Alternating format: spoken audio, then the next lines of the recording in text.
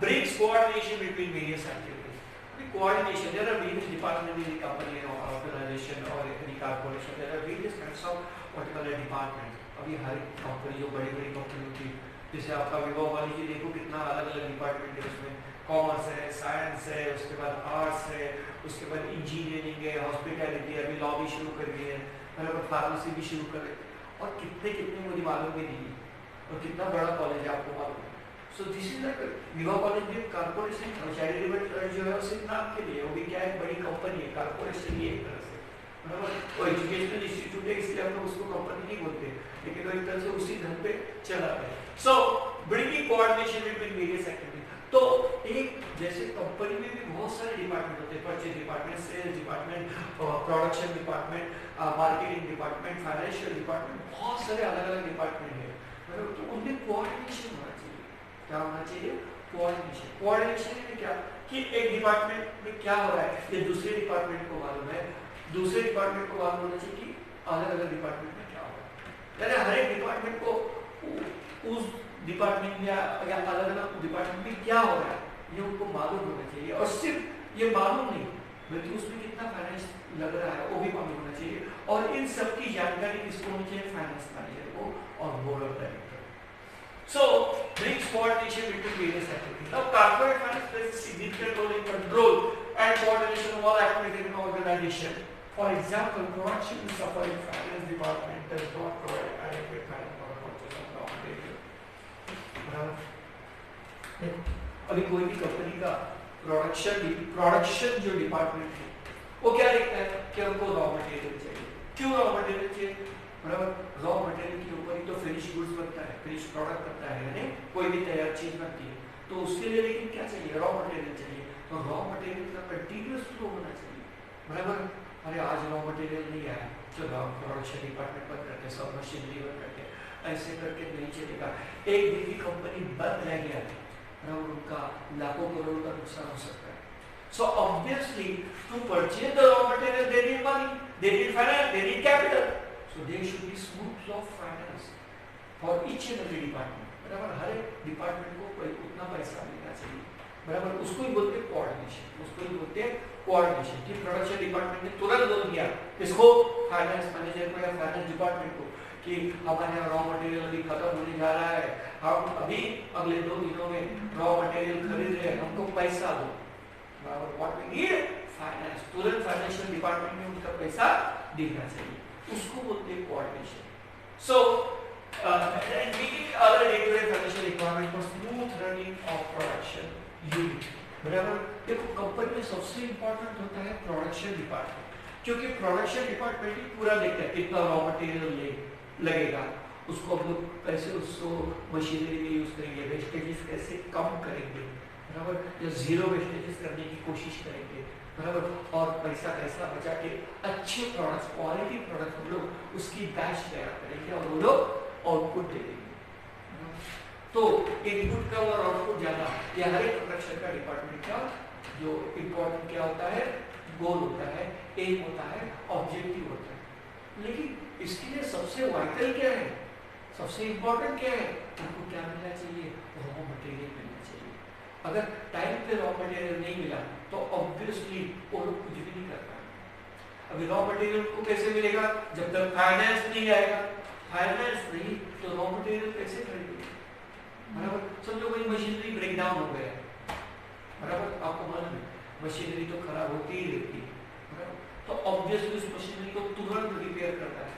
Machinery repair करने के लिए भी बहुत सारा खर्चा है, तुरंत फाइनेंस डिपार्टमेंट को बोलेंगे तो उनको तुरंत पैसा मिलना चाहिए, तभी वो प्रोडक्शन डिपार्टमेंट या प्रोडक्ट डिपार्टमेंट स्मूथली चलेगा और कंपनी का भी कोई टेंशन नहीं रहेगा। जब प्रोडक्शन डिपार्टमेंट में हालत खराब हो जाती है तब तक कंपनी को लॉस सहना होता है। इसीलिए सबसे पहला पैसा किधर जाना चाहिए? Production department. प्रोडक्शन डिपार्टमेंट में किसी भी चीज की कमी नहीं होनी चाहिए, और स्पेशली फाइनेंस की तो कभी भी कमी नहीं होनी चाहिए। मशीनरी खराब है तुरंत मशीनरी रिप्लेस होनी चाहिए, रिपेयर होनी चाहिए, बराबर। उसके बाद रॉ मटेरियल टाइम पे मिलना चाहिए, रॉ मटेरियल खत्म हो रहा है उसके लिए फाइनेंस तुरंत फाइनेंस दे दो। So production due to this sales will also suffer, क्योंकि प्रोडक्शन के ऊपर ही सब कुछ क्या बोलते हैं डिपेंड प्रोडक्शन अगर नहीं होगा तो सेल्स कैसे होगा? किस चीज का सेल्स करोगे? क्या कौन सी चीज बेचोगे अगर प्रोडक्शन ही नहीं है?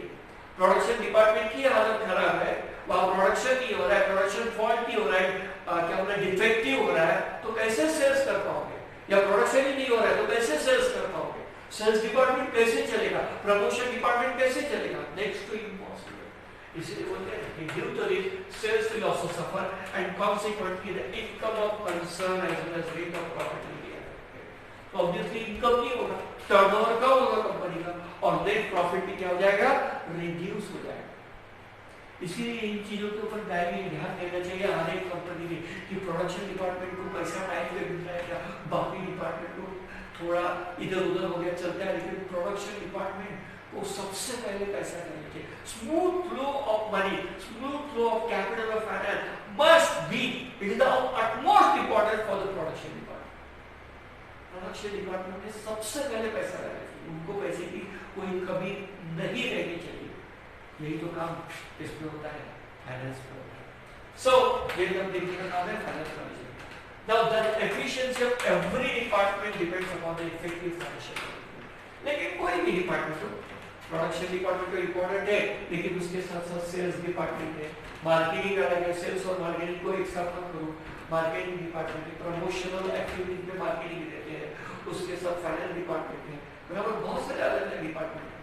तो उन डिपार्टमेंट का काम स्मूथली कैसे होगा, अच्छी तरह से कैसे होगा, जब उनको पैसे की कमी नहीं होगी, फाइनेंस की कमी नहीं होगी।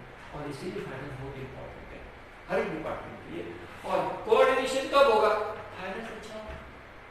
फाइनेंस नहीं होगा तो obviously they will not be regard coordination between various departments and organisation. हर एक कंपनी के ऑर्गेनाइजेशन में कोऑर्डिनेशन नहीं होगा। सबसे कोऑर्डिनेशन के लिए इंपॉर्टेंट है finance. So finance helps in everything between various activities. You have it. Now sixth one, promotes expansion and diversification. Modern machines and modern techniques are required for expansion and diversification. आजकल के जमाने में हर चीज modernise हो गई, हर चीज नई चाहिए, हर चीज नई टेक्नोलॉजी से लेस होनी चाहिए, भरी हुई होनी चाहिए। So modern machines and modern techniques are required for expansion and diversification. अगर कंपनी को आगे बढ़ना है, ग्रोथ होना है, सर्वाइवल छोड़ो, सर्वाइवल तो कोई भी कंपनी सर्वाइव कर जाती है ऐसे वैसे, but any company wants growth, they want diversification, they want to diversify, they want to expand themselves, they need modern techniques, modern technology, modern advanced technology. So obviously for that modern machine also, so obviously they need money, they need finance, machinery फोकट में आएगी। कोई भी नई चीज खरीदना है, कोई भी नई टेक्नोलॉजी खरीदनी है, कोई भी नई मशीनरी खरीदनी है, एडवांस टेक्नोलॉजी खरीदनी है, बराबर, तो ऑब्वियसली उसके लिए फाइनेंस चाहिए, पैसा चाहिए। That's why this is required. Promotes what promotes? Finance promotes expansion and diversification. Finance ही इसको बढ़ावा देता है, expansion को और diversification को। Corporate finance provides money to purchase modern machine. Corporate finance, अगर फाइनेंशियल पोजीशन कंपनी की अच्छी है तो वो लोग मॉडर्न मशीनरी आराम से खरीद सकते हैं, बराबर, महंगी महंगी मशीनरी, बराबर, हाई टेक्नोलॉजी वाली मशीनरी कहीं से भी खरीद सकते, पैसा है तो कुछ भी है। So and टेक्नोलॉजी भी खरीद सकते हैं। Therefore finance become mandatory for expansion and diversification of company. इसलिए फाइनेंस मैंडेटरी यानी क्या? कंपल्सरी। कोई फाइनेंस एक हार्ड एंड फास्ट रूल बन गया है कोई भी कंपनी के लिए, बराबर, मैंने पहले ही कहा था finance is the lifeblood of business. So finance become mandatory for expansion and diversification of company. कोई भी कंपनी का डाइवर्सिफाई करना चाहिए। डाइवर्सिफाई यानी क्या? अलग अलग सेक्टर में जाना, अलग अलग चीजों का प्रोडक्शन करना, एक ही चीज नहीं, अलग अलग चीजों का प्रोडक्शन करना चाहती है, एक्सपैंड करना चाहती है, अलग अलग देशों में अपनी कंपनी, फैक्ट्री, अपने ऑफिसेस बनाना चाहती है, हमारे देश के कोने कोने में अगर ऑफिसेस, कंपनी, फैक्ट्री बनाना चाहती है, अलग अलग प्रोडक्ट लॉन्च करना चाहती है, तो उसके लिए फाइनेंस बहुत इंपॉर्टेंट है। फाइनेंस के सिवा प्रमोशन नहीं होगा, डाइवर्सिफिकेशन नहीं होगा, एक्सपेंशन नहीं होगा। So finance is very important for that. Now 7 managing risk. Now company has to manage several risks. अभी कंपनी के सामने बहुत सारे रिस्क होते हैं, देखो कोरोना वायरस पैंडेमिक, ये कोरोना वायरस की महामारी आ गई, बहुत सारी कंपनी को नुकसान हो गया, बहुत सारी कंपनी डूब गई, बहुत सारी कंपनी के शटर बंद हो गए डाउन। मैनेजमेंट ऑफ रिस्क, इस रिस्क को अचानक आ गई, किसी को मालूम नहीं था। So company has to manage several risks such as sudden fall in sales, अचानक सेल्स क्या हो गया, डीप हो गया, बराबर 2 महीने लॉकडाउन था, अभी भी लॉकडाउन थोड़ा थोड़ा चालू है, तो obviously sudden fall in sales जो है वो कम हो गया था और हो रहा है loss due to natural calamity. कभी कभी नेचुरल कैलेमिटी होती है, अर्थक्वेक होते हैं, सुनामी आती है, उसके बाद कभी कभी क्या होते हैं, डेल्यूज आता है, बहुत सारी बारिश हो जाती है, फैक्ट्री में, दुकान में, सब जगह पानी भर जाता है, ऑब्वियसली मशीनरी का, प्रोडक्ट का पूरा सत्यानाश हो जाता है। तो ये सब कैलेमिटीज होती है। लॉस ड्यू टू स्ट्राइक, कभी कभी कंपनी के एम्प्लॉय स्ट्राइक पे जाते हैं, हमारी मांगे पूरी करो, तब तक हम लोग काम नहीं करेंगे। सो इन सब रिस्क को पहले से ही, कुछ रिस्क कवर होती है इंश्योरेंस है उसके लिए, लेकिन हर रिस्क कवर नहीं हो सकती। So company needs financial aid to manage such risk, और कंपनी को इसके लिए पैसा होना जरूरी है। इसलिए मोदी जी ने MSME को 2 लाख करोड़ का पैकेज दिया। 2 लाख करोड़, 2 लाख रुपया नहीं, 2 lakh crore package only to medium and small sector enterprises. क्योंकि छोटी कंपनी और जो मीडियम सेक्टर है, इसलिए इस कोरोना वायरस पैंडेमिक की वजह से बहुत हालत खराब है, उनके पास एम्प्लॉयज के पगार देने के लिए पैसा नहीं, तो ऐसे भी कंपनी कैसे चलाएंगे, और इस पे सबसे ज्यादा लोग काम कर रहे हैं। इसीलिए मोदी जी ने, हमारे प्रधानमंत्री जो है, उन्होंने सबसे बड़ा पैकेज उसको अनाउंस किया। वो क्या है, financial package.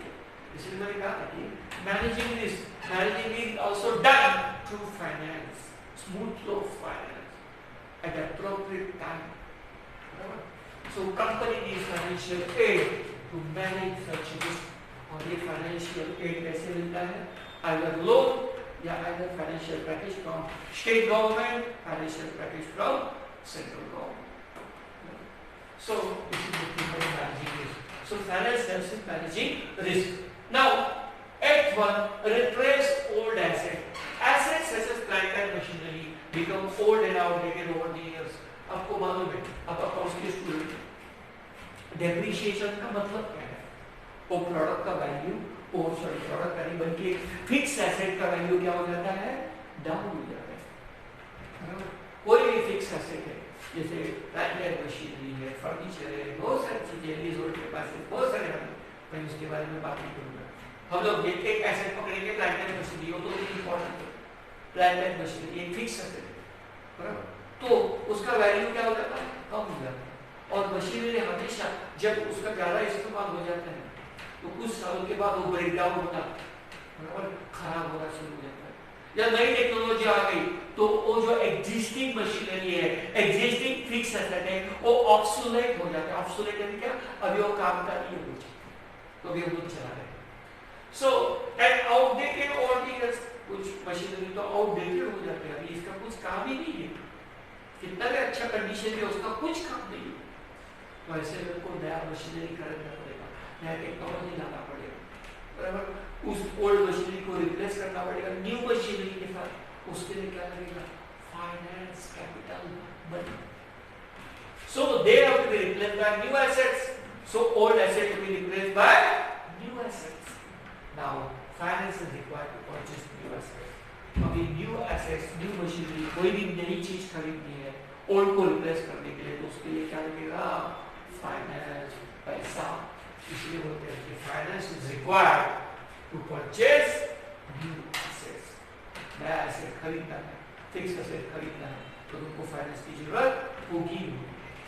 Now 9(1) payment of dividend and interest. Now finance is needed to pay dividend to shareholders, interest to creditors, bank इसे। मतलब अभी 11th स्टैंडर्ड में आपने पढ़ा है, डिविडेंड किसको मिलता है, shareholder, equity shareholder get fluctuating dividend and preference shareholders get fixed dividend. अभी डिविडेंड तो देना चाहिए शेयरहोल्डर्स को, अभी वो कैसे देंगे, नेट प्रॉफिट से, लेकिन प्रॉफिट यानी क्या? फाइनेंस। प्रॉफिट भी फाइनेंसिंग में पैसा ही है ना, बराबर। अगर नेट प्रॉफिट अच्छा है तो ऑब्वियसली डिविडेंड भी अच्छा दिया जाएगा, शेयर होल्डर खुश रहेंगे और उस कंपनी के शेयर जो है वो बॉम्बे स्टॉक एक्सचेंज और नेशनल स्टॉक एक्सचेंज यानी स्टॉक एक्सचेंज के ऊपर ऊंचाई पर होगा, बराबर। तो इसलिए कहते हैं कि finance is needed to pay dividend to share holder, पैसा चाहिए। सो इसके लिए डिविडेंड किसको देना है? शेयर होल्डर को, उसके लिए पैसा चाहिए। उसके बाद इंटरेस्ट टू क्रेडिटर्स। अभी इंटरेस्ट टू क्रेडिटर्स जो है, क्रेडिटर्स यानी जिसने हम लोगों ने उधारी पे पैसा लिया है या लोन लिया है, कर्जा लिया है, जैसे बैंक से लेते हैं, फाइनेंशियल इंस्टीट्यूशन से लेते हैं, डिवेंचर होल्डर से लेते हैं, बॉन्ड होल्डर से लेते हैं, पब्लिक डिपॉजिट होल्डर से लेते हैं। तो बाद में समझाऊंगा तुमको क्या क्या होते हैं। बैंक से लेता है जो, तो उनको क्या देना पड़ता है? Fix rate of interest. तो उसके लिए भी क्या चाहिए? Finance. Without finance you can not do anything. Finance किसी और कुछ भी नहीं हो सकता है दुनिया में। सो ये फाइनेंस इसके लिए दे रहे हैं।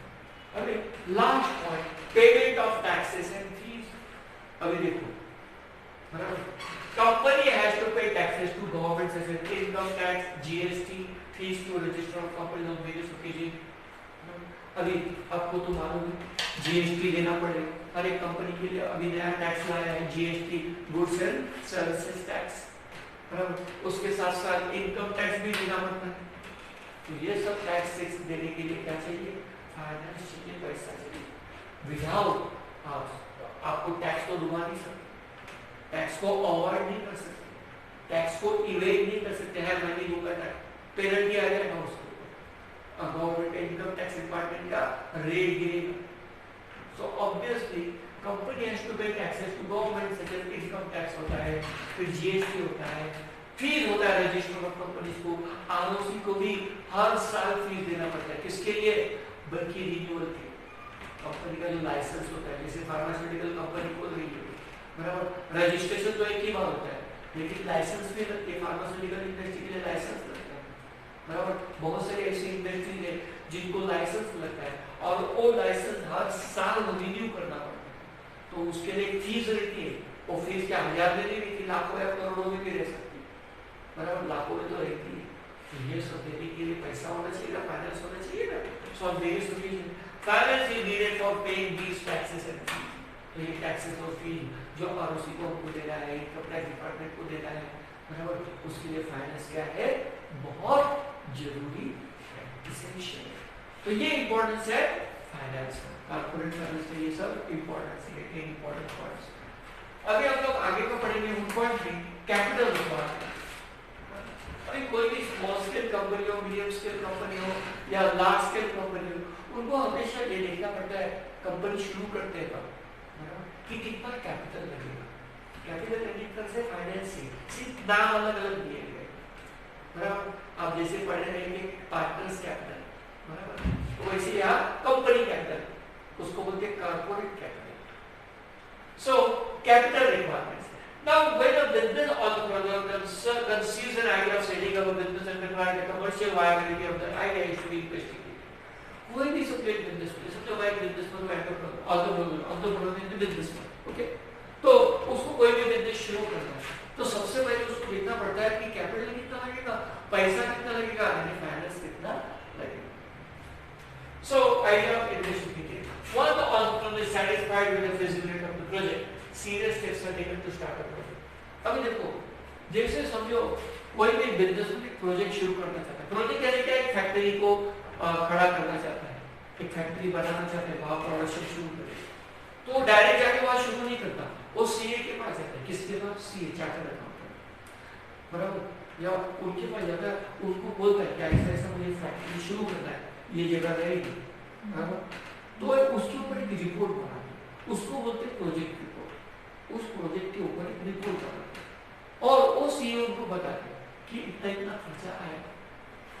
सो वही बोला है फिजिबिलिटी ऑफ द प्रोजेक्ट। तो वो प्रोजेक्ट के ऊपर हम लोग काम कर सकते हैं क्या, हमको उससे फायदा होने वाला है क्या, हमारे पास उतना कैपिटल यानी फंड्स अवेलेबल है, ये देखना पड़ता है।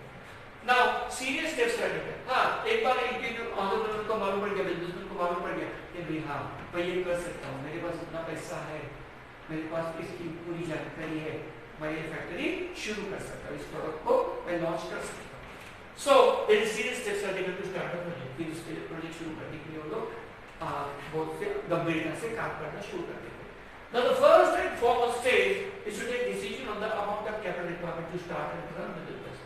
But first and foremost step, सबसे पहला बिजनेसमैन को, अभी देखो कोई भी बिजनेसमैन को कोई भी प्रोजेक्ट शुरू करना है तो जाके वहाँ शुरू नहीं करेगा डायरेक्ट. उसके लिए सब चीज़ों के लिए मैंने पहले ही कहा था क्या चाहिए, पैसा. समझो अभी वो जो है समझो जहाँ वो फैक्ट्री शुरू करना चाहता है, जहाँ वो बिजनेस शुरू करना चाहता है, प्रोजेक्ट शुरू करना चाहता है, उसके लिए क्या चाहिए, कैपिटल. तो सबसे पहले उसको करना पड़ता है कैपिटल जमा करो. उसके लिए अलग अलग सोर्सेस से कैपिटल जमा करने के लिए. तो raise the capital any entrepreneur has so many alternatives, so many ways. Now decision on the amount of capital required to start another business. तो इसके लिए कितना पैसा लगेगा वो पहले सोचते हैं. अब ये पैसा कहाँ से लाने का इसके लिए भी सोचते हैं. Now this task has to be performed with the utmost care. और ये बहुत सावधानी से करना. Therefore financial plan should be directed keeping in mind present and future requirement of the business.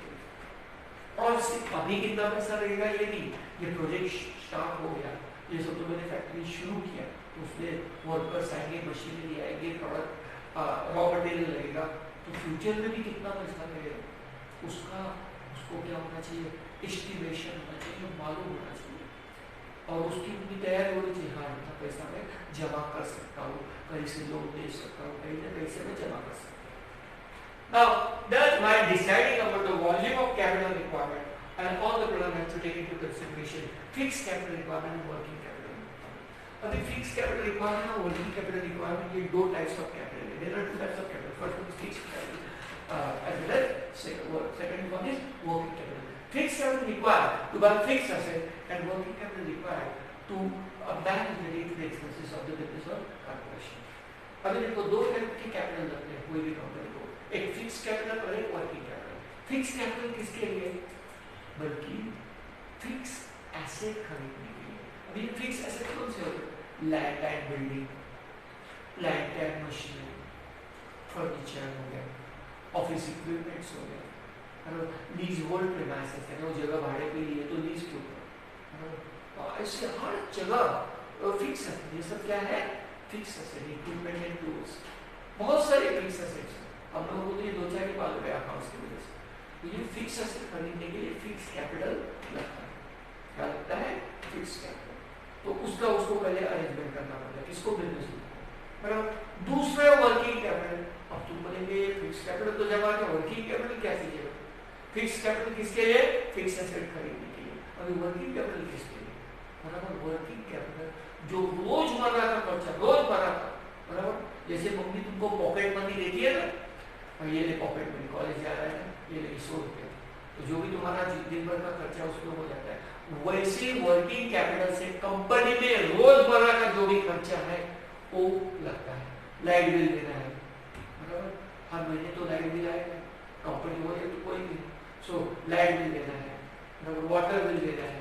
उसके बाद क्या बोलते हैं, वेजेस देने हैं, सैलरीज देने हैं, ऑडिट फीस है, बहुत सारी चीजें वर्किंग कैपिटल उसके लिए लगता है. वर्किंग कैपिटल यानी हर महीने या हर दिन जो खर्चा आने वाला है उसके लिए उसको बोलते हैं वर्किंग कैपिटल. उसके लिए लगेगा वर्किंग कैपिटल.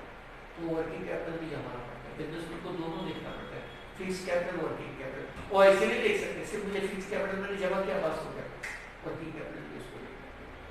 तो दोनों बैलेंस होना चाहिए. So fixed capital requirement and working capital requirement, we shall now discuss this capital requirements in detail.